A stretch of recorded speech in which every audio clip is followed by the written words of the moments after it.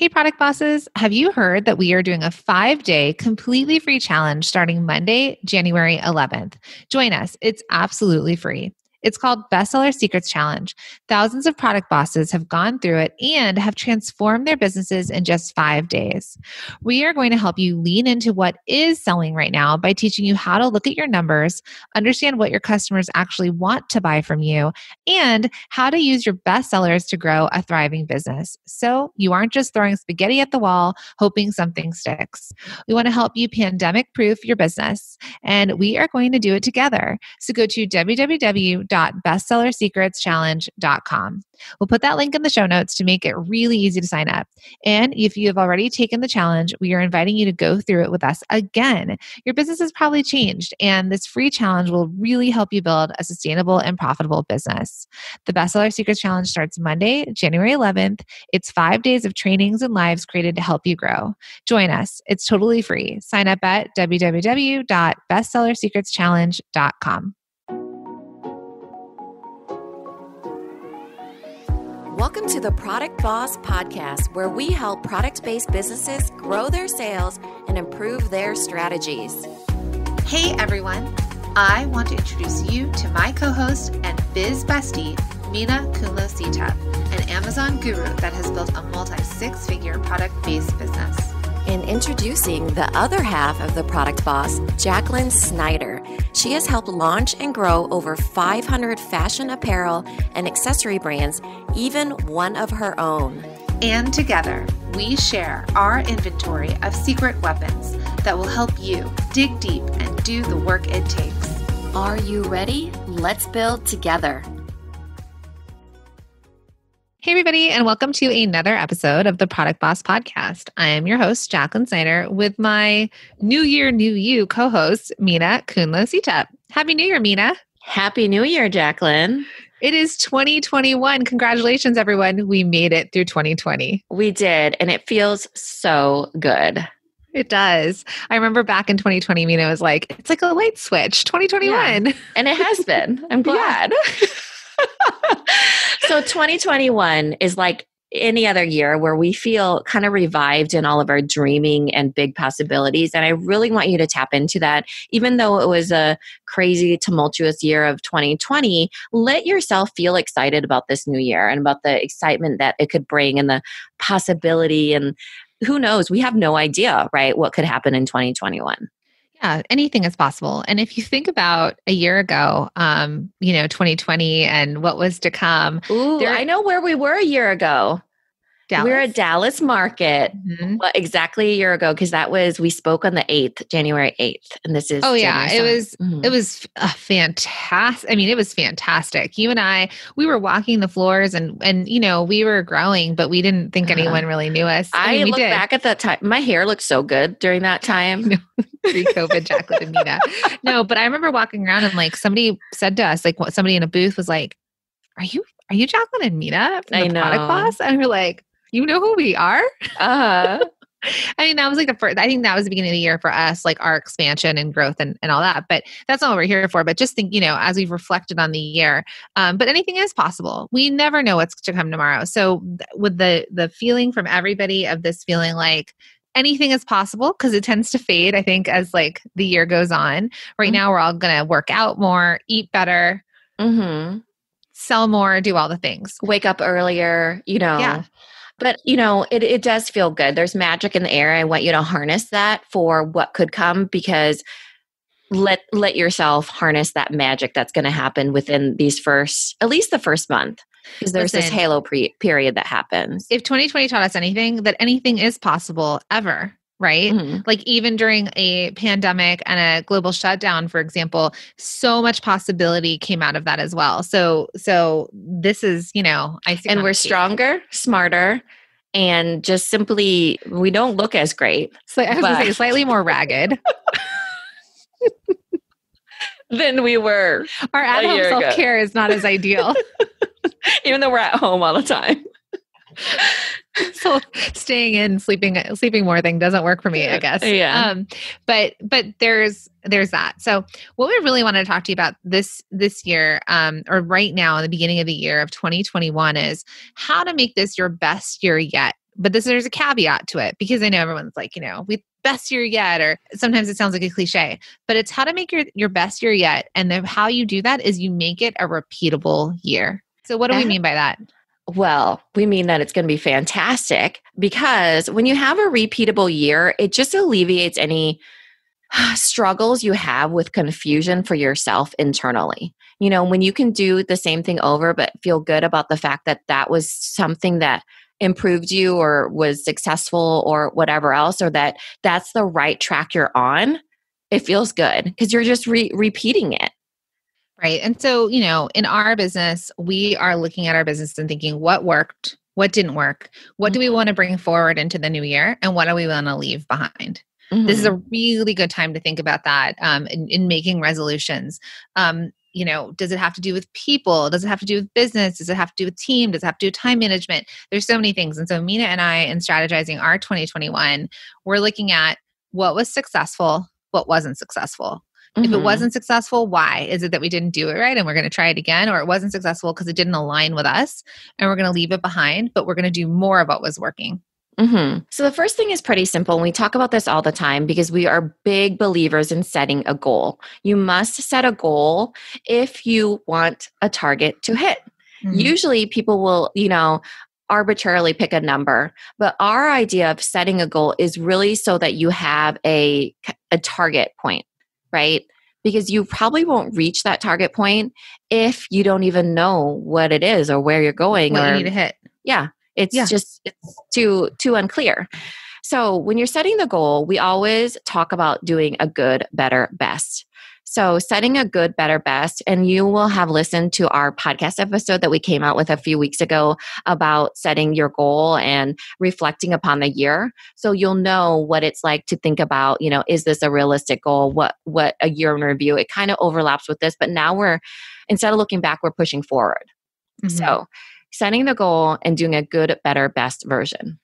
So let's just talk about what that looks like. Your good could be that you want to hit the same amount you hit the last year, or it could be slightly more. You're like, okay, if I did a little bit more, I know, because there's usually growth year over year over year. So let's say you add 20%, I'm just throwing out a number, 20% to what you've done the previous year. That could be your good. Mm-hmm. And you could really push it a little bit more and make it like 40% more as your better and 60% more as your best. Or, I could say, I want to hit $100,000 would be good. 150 would be better. $200,000 would be best. Mm-hmm. I think setting the trajectory. So there's a couple ways too, like what Jacqueline was saying, could be year over year. If you're new, it could be quarter over quarter, whatever that percent was, or month over month, which is a little bit harder because fourth quarter would have been thrown in there. And that tends to have more sales than the rest for product businesses. But really thinking about, okay, so year over year, if you don't have a year, then break it down a little bit for yourself and see what trajectory that you are on and keep at that same pace or just maintain what it was as far as, if it was a struggle this past year, then you don't need to be in the growth trajectory. You just are in the same one that you were before of maintaining. Right. And or what you could do is you could average it out. So let's say you're averaging, $10,000 a month in sales. Well, you could just multiply that by 12 and maybe add a little bit to it so that you can hit that number. So this is all sort of for you, the business owner, to work to and set that number, a reasonable number, not a, I'm $100,000 But your business. best should be a stretch. It should, but it's not, I'm $100,000 business this year. I want to be $1 million business next year. Yeah. That's not as the growth there. It takes a lot, right? It might be the next couple of years, but it may not be this year. Mm-hmm. Who knows? Some like lightning can strike, but that's not what we're hoping for. So you set your goal. We also have talked about backing into your goal. So once you set that big or that best goal, backing into it and think, well, what do I need to do to hit that number?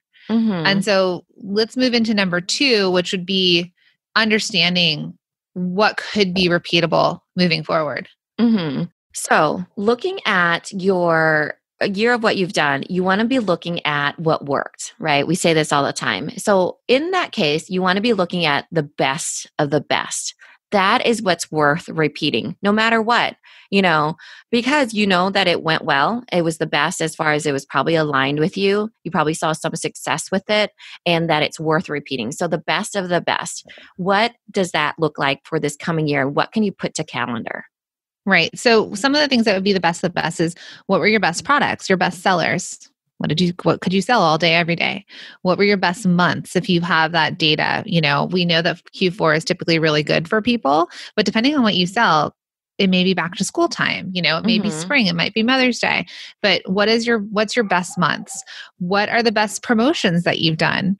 Right? And that goes to even your strategy around it. Did you send 4 emails, post about it on social multiple times, offer this discount, and then it was your best one? Because maybe you've offered the same discount earlier in the year, but did none of the strategy around it, like emails or social media or influencers or giveaways. So, what is that promotion and how is it built?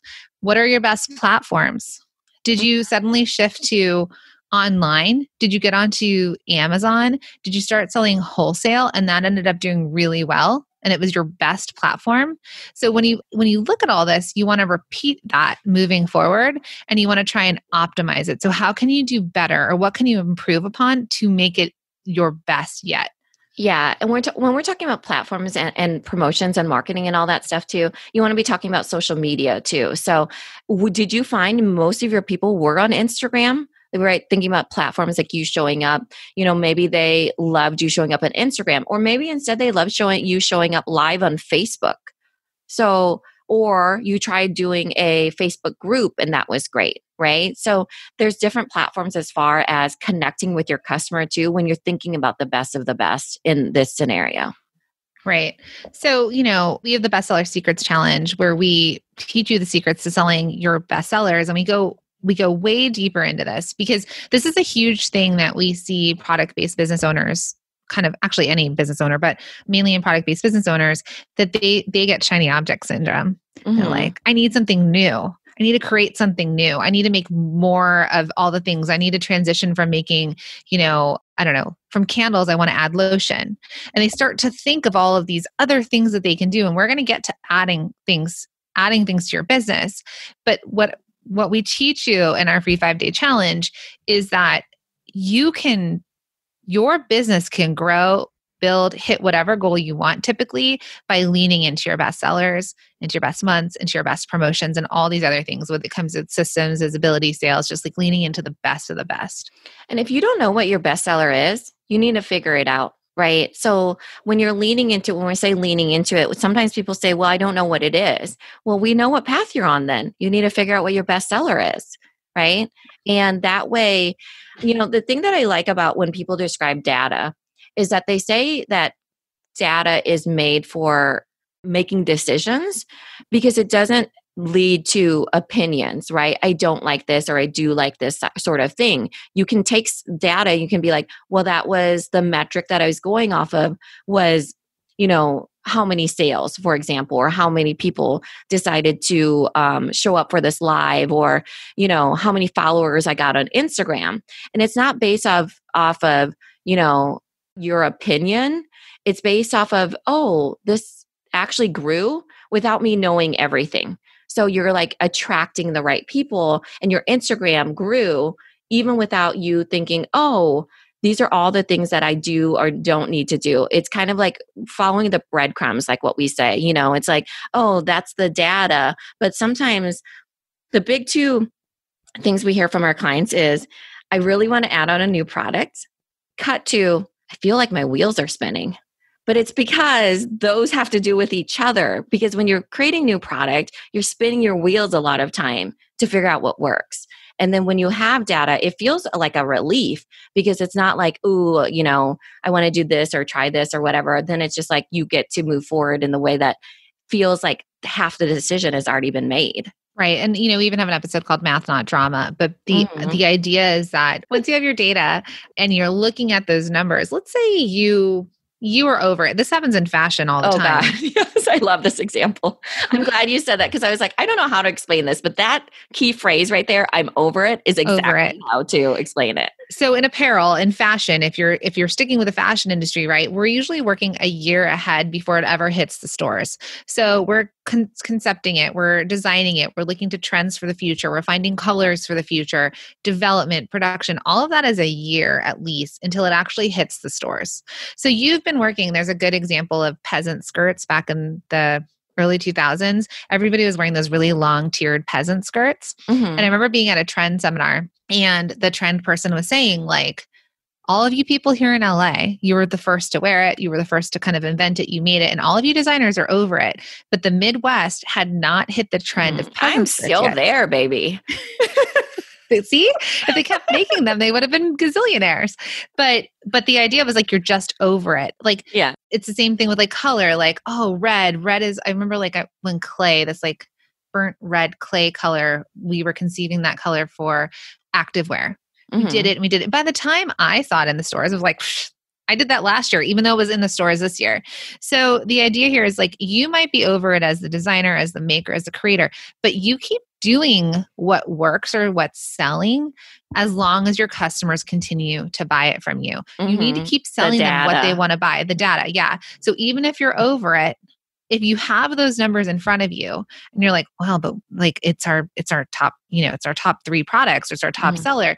I know that you, my friend, want to move on or find something new or creative, like that creative outlet, but it is going to cost you time and money. It's going to distract you when really you could build a gigantic business if you leaned into your bestseller. I love that. And real quick, so Bestseller Secrets Challenge is, the challenge that we're running, and you can sign up at bestsellersecretschallenge.com. But if you're feeling like, I don't know how to figure out the best of the best, we will help you in this challenge. It's totally free 5-day challenge. So just join us. And on day 1, we help you answer a lot of these data questions. Another thing is if you were one of the thousands of people that went through this with us last year, do it again. Your data has changed. It's changed. So, and sometimes it's easier to do it together, right? Like we know we have to look at our data, but we're not, you're trying to find that time. So we've blocked out that time for you when you sign up for the challenge, that it's easy and implementable, and you can get it done in 10 minutes, but we're at least keeping you focused because, my friends, all of us creative business owners, sometimes we need help staying focused. Yeah, for sure. So when you're in a challenge, it is so much fun. Our challenges are brilliantly fun. They're just super engaging. People bring just hilariousness, and also you get to see the struggles of everybody else too. And then when somebody says, well, I'm over it, and somebody says to you, really? I think that's really cool. It inspires you to keep going. So the challenges are always way fun and they're free. So make sure you sign up for that. But also, if you want to reignite this fire under the things that are working for you based off of data or just sheerly just talking about it in a group, then this is the place for sure. Yeah, there's community. There's also that feeling of you're not alone when someone else says they feel the same way. Plus people leading by example and starting to see how other people do it. So, okay, so that's number 2. Right. So look at the best of your best, and we can help you in this in the Bestseller Secrets Challenge. You can click on the link below to sign up if you're not signed up already. Now, number 3 is the third thing here about making this your best year yet. And we talked about it being a repeatable year, which is the foundation of this being your best year yet. But in order to expand, in order to hit your better or best goal, you also have to think, what do I need to add to my business to hit that goal? Because we know we can probably repeat the year, but if you want to stretch and get uncomfortable, you may have to consider adding something to your business. So what would be things that they could add, Minna? So there's quite a few things, and you're not going to want to hear this, but it's not a new product. It's not a new product as in come up with something new, add soap when you're a candle company. It is adding a variation or when I say variation, it could be a color or a bundle or something that is based off of what we just told you in number 2, right? Because now you're taking number 2 of the best and bringing it all together in the best of the best revenue goal, right? Like, you can sell a bracelet all day, every day. We're not telling you to come out with earrings. We're telling you to come out with another variation of that bracelet. Maybe it's a different colorway, maybe it's a stock of bracelets. What is it that you're adding in terms of variation? You can also add things like another platform. So sometimes our capacity can only grow so big on a certain platform. So let's say Minna's on Amazon and she's growing her business on Amazon, and she's paying she has her pay-per-click ad money that she's dedicated to that platform. She has her repeat customers, all those people, and she's repeating that business moving into the new year. But then let's just say Walmart, when Walmart started sort of like stepping up into this place as well. She looked at it and was like, okay, if I get onto Walmart.com, I can actually reach other customers. I can take what worked here on my best-selling platform, repeat it onto this other platform, and then hit more people, which then will help expand her reach to more customers, which then in turn will create a higher revenue for your business. Right. And then in number 2, we told you best of the best. You looked at best of the best month. Well, let's pretend that it was November or December, and you look at the best of the best and you're like, wow, I was struggling, right? Then that probably means that you need to have better systems, the best of the best systems. And in that case, you probably want to, let's say, consider hiring seasonal help. That would be an example, right? Of how can I reach the best goal without, killing myself, because my capacity is only my capacity, right? Adding on a person doubles your capacity. Right. So that'd be adding a person. Exactly. Because for example, let's say you have a goal of, I don't know, $250,000 for your business next year or this year, right? That's a big goal for you and you want to hit $250,000. Great. And you worked it and you figured out how many products do I need to sell, the best of the best, all these things that I need to do. And you see that there's growth there. You see that you have to make X amount of products per month to keep up and hit that goal. Or you're on another platform and you need to handle a new platform and ship to them or whatever the thing is. You do not have more hours in your day. Like just because you've added on this stuff, it doesn't mean that now you have magically tested it. I only have 24.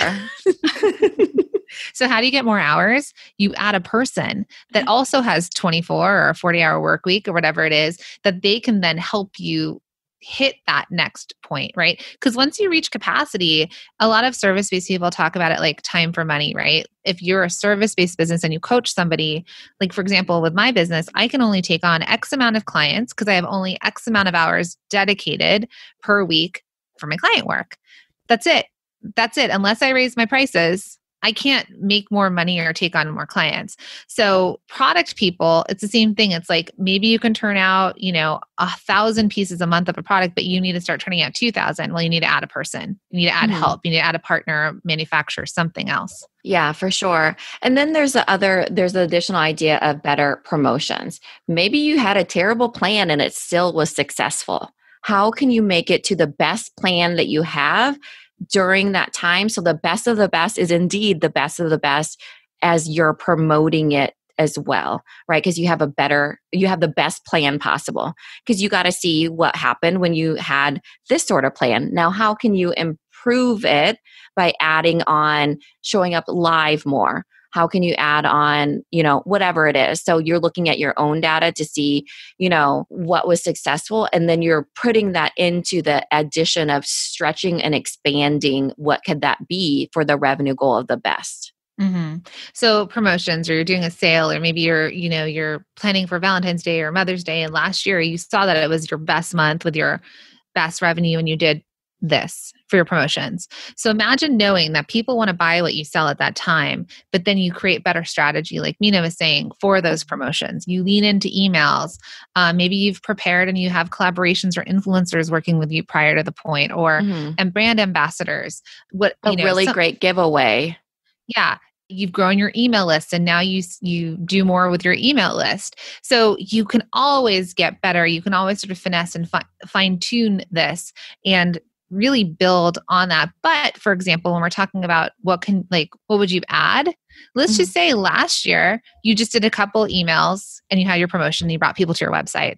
Well, maybe this year you're adding on collaborations, or you're adding on a giveaway, or you're adding on a whole social media strategy. That's the add-on. That's the new part, that there does come learning in that and a little bit of discomfort, but then it was successful as is. So adding to it will help you hit that better or best goal. Right. And notice we said add on and not change, right? It's not saying that was really successful on Valentine's Day. I'm going to change my entire product to see if I can do the same thing, right? We're just telling you to add to make it even better, but expanding in a way that allows you to be creative with the strategy that's behind it. Yeah. Or I was really successful on Valentine's Day. If that worked, this year I'm not going to do Valentine's Day. I'm going to do a different day. But why? That wouldn't work, right? Or like, I'm going to change my discount. I'm going to give them a bigger discount. For example, you might have given them 20% off and now you're like, I did so well. I'm going to give them 25% off. If 20% did well, you stay with the 20%, but you lean in or you add to the hype. We've made this mistake ourselves too. We're like, this worked so well, and then we like started criticizing it and said like, well, we should change it. And then we saw an immediate performance issue, like live in the middle of it. We're like, oh, this is nope, not working. And then I remember like our head of our marketing was like, why did you change it? Why did you do something different? Yeah. A good example of this is when we have my birthday sale, which was kind of just a fluke thing, right? So when we had my birthday sale, that was the first course we'd ever come out with. And that was Multi-Stream Machine when we first came out with it. We did the birthday sale and it was super successful. Well, the next year we could have been like, oh, that was super successful. Should we change it to a different course? Which we didn't. We didn't end up doing the same thing, but we added on a freebie course, remember, to the front part of it. So they got something free on top of that they were getting the course, which made it even more successful. That was the add-on. And it wasn't, when you say sale, it was more like it was an open and closed cart. Open cart. Nothing was, Nothing was discounted. We didn't have to discount it. It was just that it was available and then we made it even better. But that time of year and the promotions around it, and then it was so much more successful than the year before. But we kept it really simple, right? So it was like adding on something, we were able to expand upon what we are already doing, but it wasn't like a rework. It was definitely just adding on something very simple. Right. So if your customers are telling you they want something from you, if they're proving it with their dollars, if they're buying and it's your best seller, remember, we want you to lean into these things. And then with growth, with hitting best year ever or hitting your best goals, there is that addition where you're going to add something new. You're going to, maybe you've never leaned into your systems and you're like, this is the year I'm going to improve my shipping and I'm going to get really clear on that, or I'm going to know my inventory and know my numbers, or this is the year I'm going to price this correctly, right? Because I don't know, I was willy-nilly pricing and now I really want to make sure that I'm pricing correctly so that I can add a new platform and start selling wholesale or have enough built into my margin that I can sell on Amazon with the things that what is it called? Not discount, fees. Yeah, the right? fees. Amazon has fees. Right.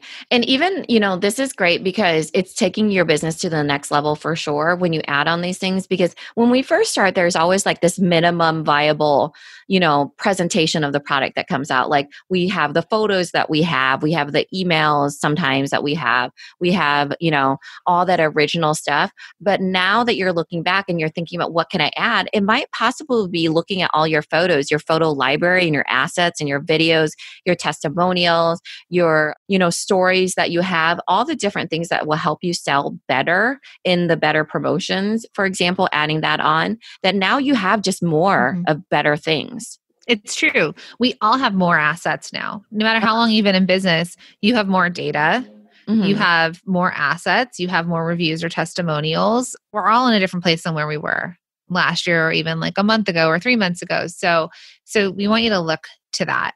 So to go over how to make this a repeatable year, but also hit your best goal in terms of revenue is 1, you're going to set your goal. So you're good, you're better, and you're best.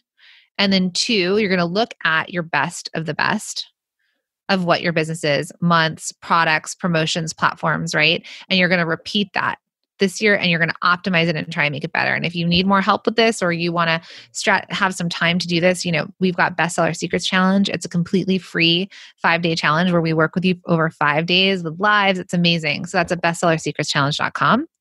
And then 3, what can you add to your business to hit your better or your best goal? What's something new to add that's going to push you and help you hit that best goal? Because you're going to need to add something. Right. So here's to your best year yet, which is a repeatable year. And we're so excited to go through 2021 with you all. Thanks, everybody. One last thing before we go. We created this podcast as a reminder, you are not alone. Growing a product-based business is hard, and we want to help you through it. So thank you so much for listening, and we truly appreciate it. And we want to give a special shout out to those of you that have left us a review. Thank you. We know that takes time and we so appreciate it. Minna and I read every single one, including this one from Lacey's Place. It's titled, "They Are Amazing." It's a 5-star review and it says, "In just a short week, these 2 amazing bosses have changed my life. They are knowledgeable, fun, and care about their community of people. I cannot wait to binge episodes and support them." Thank you, Lacey's Place. We love reading these, and these really help us reach more people through our podcast. So thank you for leaving this review. Thank you. I really like this one. Knowledgeable and fun and care about our community. It's like she knows us. Thank you, Lacey.